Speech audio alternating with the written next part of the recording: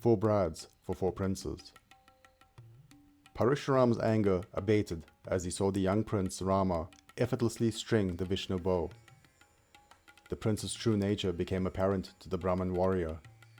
In that moment of divine revelation, Parashuram surrendered his fury, realizing that his duty and the purpose of his avatar were fulfilled.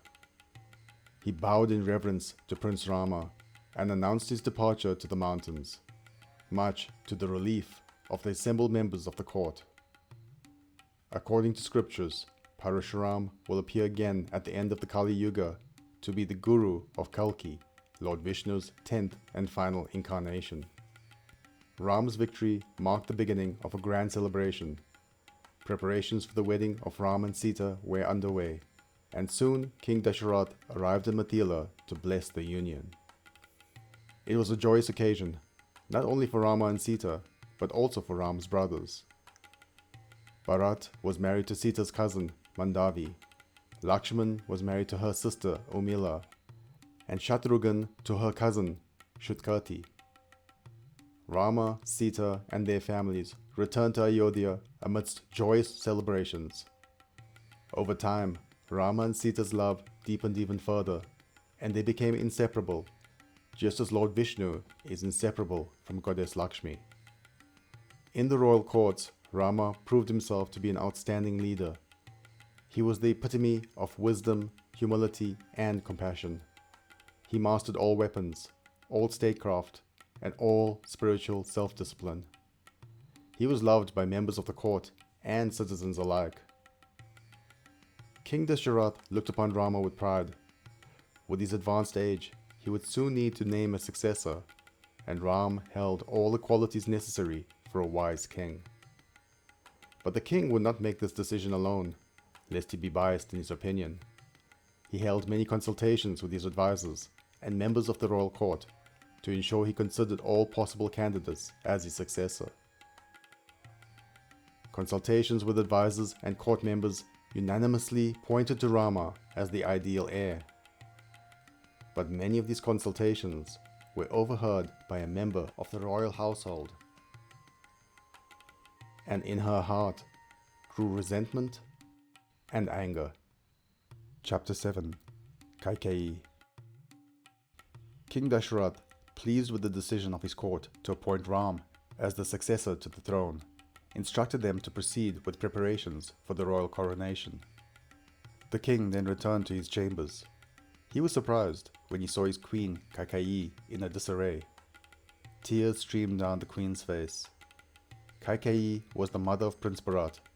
Her son was away visiting his maternal uncle in the city of Kaikeya. King Dasharath was very concerned. Of his 3 queens, Kaikeyi held an especially dear place in his heart. "What is wrong, my dear? What has upset you so?"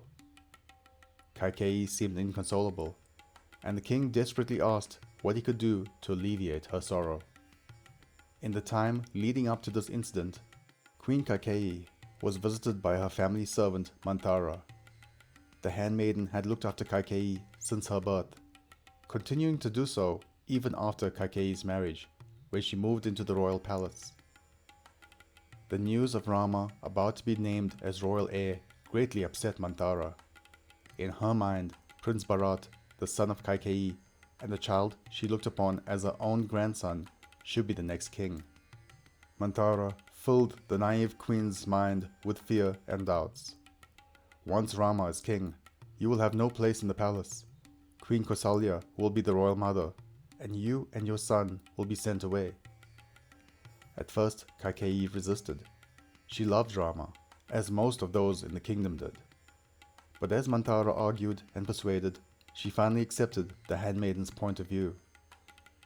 Kaikeyi had 2 boons, wishes, granted to her by the king when she had once rescued him in a battle and nursed him back to health. Now was the time for her to use them. In reply to the king's question as to how he could console her, she responded, "I wish to use the 2 boons you have granted me. My first wish is for our son Bharat to be appointed king, and my second wish is that Prince Rama be sent into 14 years of exile." King Dasharath's face went pale with shock and horror. I couldn't believe it. I gave up on solar panels and started using this instead. Most people don't know about one of Nikola Tesla's best inventions. It almost got forgotten forever, but now it's keeping lights on during blackouts without gas, solar panels, or batteries. Sounds impossible, right? I thought so too until I saw a retired veteran powering his whole ranch off-grid with this small device. If you're interested. Chapter 8. Exile. King Dashrath was horrified by Queen Kaikeyi's request. He desperately tried to persuade the queen to retract her wishes. However, the queen was adamant in her decision, and the king was honor bound to fulfill the boons he granted to her. Manthara, the queen's handmaiden, had planted seeds of insecurity, fear, and jealousy into the mind of Kaikeyi. The handmaiden knew that Prince Rama was loved by members of the court and citizens alike. It was not enough that the queen's son, Bharat, be named king instead of Rama. Rama had to be sent away so that Prince Bharat could win the hearts and minds of the people of the kingdom without the constant reminder of the king that could have been. Heartbroken, King Dashrath finally accepted his queen's decision and he sent for Prince Rama. The king informed Rama of Kaikeyi's demands and the boons granted to her. Rama would be exiled to the forest to live the life of an ascetic for 14 years, and Bharat would take his place on the throne. Prince Rama was taken aback, but his response surprised the king. "Father, the king's word should always be kept, and it is my duty as a son to do whatever I can to ensure this." Prince Lakshman was not so understanding when he found out the news. He was furious and threatened destruction on the entire kingdom, including his father, for this injustice. Rama calmed his fiery brother and reiterated his commitment to fulfilling his duty to upholding his father's word. Sita and Lakshmana refused to let Rama face this trial alone, choosing instead to accompany him into the wilderness. As they departed, the kingdom of Ayodhya fell into deep sorrow, and Dashrath's heart shattered with grief. Rama, Sita, and Lakshman began their journey into the unknown forests, far from the comforts of their royal life. Their days were filled with challenges, from battling wild beasts to navigating treacherous terrains, yet the forest also held beauty. The trio found peace in their simple existence. However, danger was never far behind. A demoness roaming the forest found herself enchanted by the handsome Prince Rama, and desired him for her own. Chapter 9. Suparnika. During the time that Rama spent in exile, King Dashrath went into a deep depression and died from a broken heart. Upon returning to Ayodhya, Prince Bharat was devastated to learn of his mother Kaikeyi's role in the tragedy and the exile of his brother. Overwhelmed by guilt, Bharat rejected the throne and set off to bring Rama back to assume his rightful place as king. However, when Bharat found his brother and broke the news of their father's passing, Rama was saddened, but remained resolute in his decision to honor his father's promise. He would complete his 14 years of exile as an ascetic, as per the conditions of Queen Kaikeyi. Prince Bharat insisted that he would rule Ayodhya only as Rama's regent.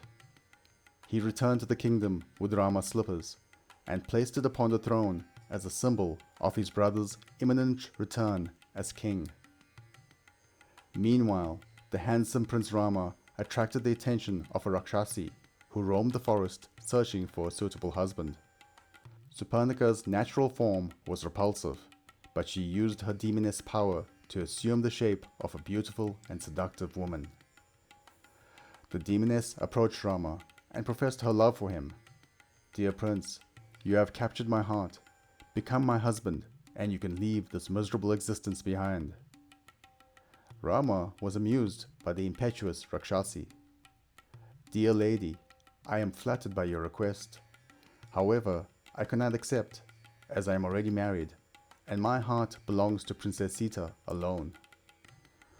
Suparnika looked upon the beautiful Sita, and her eyes flashed with a deep jealousy and hatred.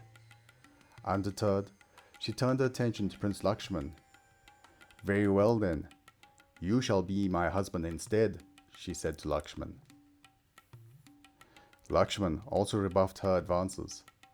"I am merely my brother's servant, and as such, I would not be worthy to be your husband." Humiliated and enraged, Suparnika directed her fury at the beautiful Sita. She revealed her demoness form and lunged at Sita in a murderous frenzy, her outstretched razor-like claws ready to rip the princess to pieces. Lakshman reacted quickly to protect Sita, slashing at the demoness with the blade of one of his arrows. Suparnika screamed in pain and held her face. She realized the prince had sliced off her nose. She screeched off in agony, but this encounter was just the beginning of a much more violent confrontation to come. Chapter 10.